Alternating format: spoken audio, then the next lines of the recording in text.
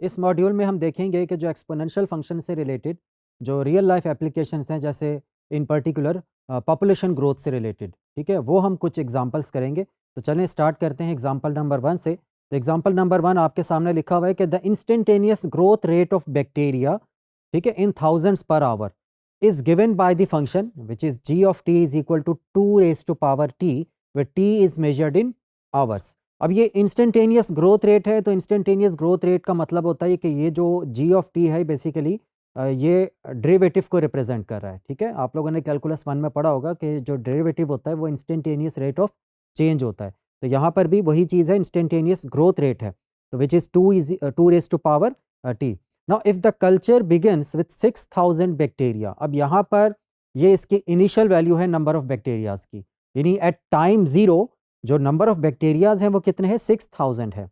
So find a function Q T. अब ये जो कैपिटल क्यू टी है ये हमने फाइंड आउट करना है, और ये बेसिकली क्यू टी का क्या मतलब है, it is a number of bacteria at any time, यानी क्यू ऑफ 1 का मतलब होगा कि number of bacteria after 1 hour, q of 2 यानी अगर टी को हम 2 रखेंगे तो number of bacteria after 2 hour. तो इन जनरल हमने फाइंड आउट करना है नंबर ऑफ बैक्टीरिया इन या आफ्टर टी आवर।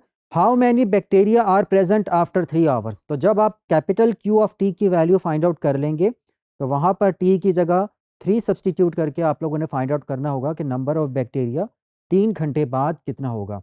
तो इसका सोल्यूशन देखें सबसे पहले, क्योंकि जी ऑफ टी जो है ये थाउजेंड्स पर आवर मेजर में, इसको हम थाउजेंड्स पर आवर मेजर कर रहे हैं, तो हमारे पास जो गिवन है वो इंस्टेंटेनियस ग्रोथ रेट है which is the derivative of the capital Q, और वो बराबर है 2 रेज टू पावर टी। तो अगर आपने capital Q T find out करना है तो डेरिवेटिव क्योंकि गिवन है तो आपने एंटी डेरिवेटिव यूज़ करना है क्यू ऑफ टी को फाइंड आउट करने के लिए। तो जब आप इसको इंटीग्रेट करेंगे तो कैपिटल क्यू ऑफ टी, जैसे कि नीचे वाली लाइन में लिखा हुआ है आपके, वो बराबर हो जाएगा integral 2 raise to power t d t. अब ये जनरल एक्सपोनेंशियल फंक्शन का जो फार्मूला है जो कि हमने प्रीवियस मॉड्यूल में पढ़ा था कि A raise to power X, उसका फार्मूला क्या होता है, A raise to power X divided by L N A. तो यहाँ पर भी आप देखें कि 2 raise to power T as it is आ गया, और जो हमारे पास बेस है वो क्योंकि 2 है तो नीचे हमने उसको डिवाइड कर दिया है एल एन 2 से प्लस सी। नाउ स्टूडेंट्स, अब हमारे पास टास्क ये है कि ये जो कैपिटल सी है ये क्या है।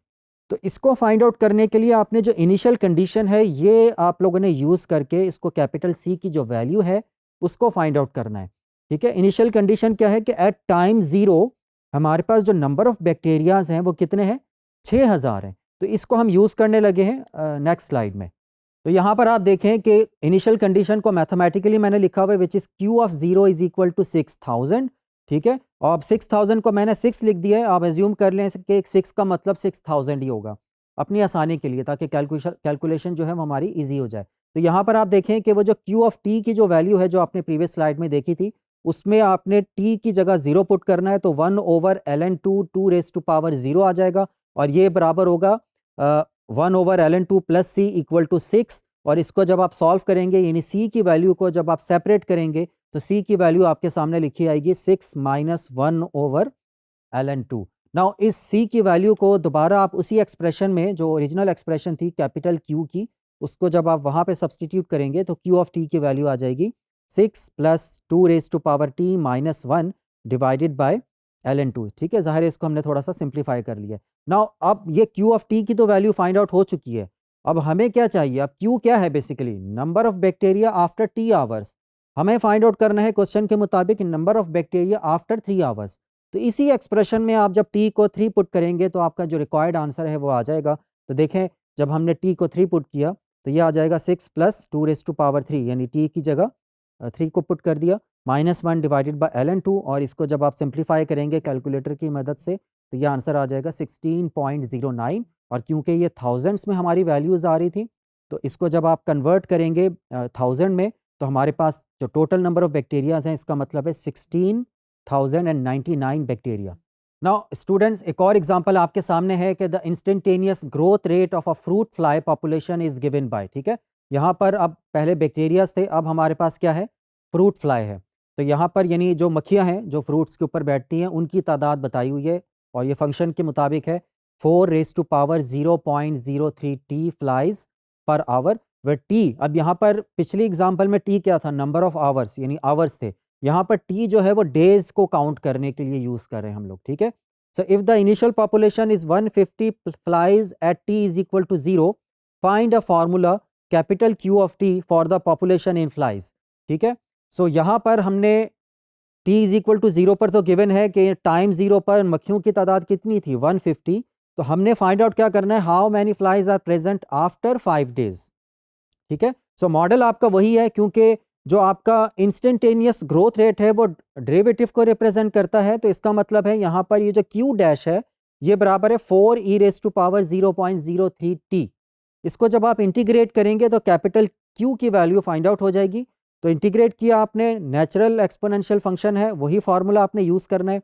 सो वो जो E raise to power A T वाला या ए एक्स वाला जो फार्मूला है वो यूज़ होगा। तो यहाँ पर आप देखें कि E raise to power 0.03 T divided by 0.03, साथ में कांस्टेंट ऑफ इंटीग्रेशन। अब हमारा टास्क क्या है, अच्छा यहाँ पर 4 को जब आप डिवाइड करेंगे 0.03 से तो इसको हम लिख सकते हैं 400 डिवाइडेड बाई 3, ठीक है। और प्लस सी, अब यहाँ पर ये जो प्लस सी है इसको फाइंड आउट करने के लिए आपने जो टी इज इक्वल टू 0 पर जो कंडीशन है कि 150 फ्लाइज थी उसको आपने यूज़ करना है। तो यहाँ पर आप देखें मैथमेटिकली हम क्या लिख सकते हैं कि q of 0 is equal to 150। तो क्यू ऑफ टी का जो एक्सप्रेशन है वो जब आप उसमें टी की वैल्यू 0 पुट करेंगे तो ये आंसर आ जाएगा 400 divided by 3 into E raise to power 0 plus C. और इसको जब आप सिंप्लीफाई करेंगे तो कैपिटल सी की वैल्यू आपके सामने आ जाएगी 50 डिवाइडेड बाई 3। और यहाँ पर जब आप दोबारा ओरिजिनल एक्सप्रेशन में पुट करेंगे कैपिटल सी की वैल्यू तो कैपिटल क्यू की वैल्यू आ जाएगी 400 divided by 3 e raise to power 0.03 t plus 50 over 3। Now हमें क्या फाइंड आउट करना है, number of flies after 5 days. तो यहाँ पर टी की जगह जब आप 5 को सब्सटीट्यूट करें और कैलकुलेटर की मदद से इसको आप सॉल्व करें तो आपका जो फाइनल आंसर आएगा विच इज़ 171.5 और it is approximately 172 flies. So students, अब मैं चाहता हूँ कि आप लोग चेक पॉइंट इसको सॉल्व करें, ठीक है। ये आप लोगों के लिए एक प्रॉब्लम मैंने लिखी हुई है कि the growth rate of rabbit population is given by this function. जाहिर है ये डेरिवेटिव को रिप्रेजेंट कर रही है, where t is measured in months. Now if the initial population of rabbits is 200, determine the population after 6 months, ठीक है। तो ये इसी को जैसे आपने प्रीवियस 2 एग्जांपल्स किए हैं उन्हीं लाइंस पे आप लोगों ने इसको कंप्लीट करना है।